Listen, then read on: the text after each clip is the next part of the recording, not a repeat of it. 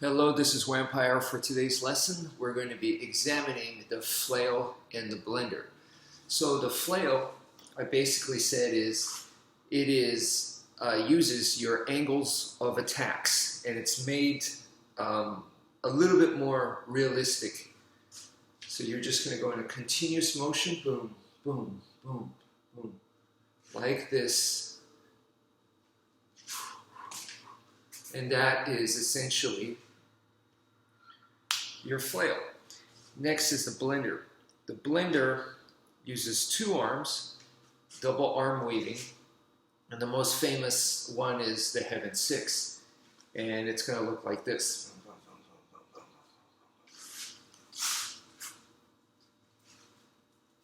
Right? So then the question is when to use which one, right?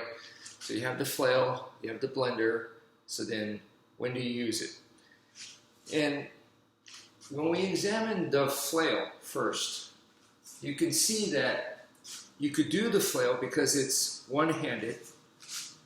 You could do it sideways. Okay? You don't have to be facing square. You could be like this, right? So boom, boom, boom, boom, boom, boom, right here, okay?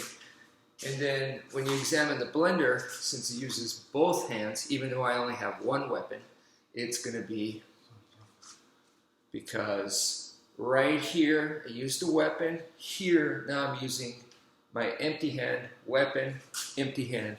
So it uses both arms. So then it kind of makes me stand more square, right? So if we look at that, this stance versus this stance, I think it's kind of obvious now that this stance, this is good one-handed, good for more distance, longer range. And then when you go from here to this, now this is using both hands, it's more for when you get into a closer range.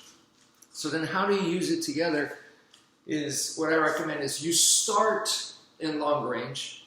If you start in long range, you start with the flail, boom, boom, and then as you get closer, you go into the blender. So combine them together. So that's it for now. Thank you for viewing, and take care, folks.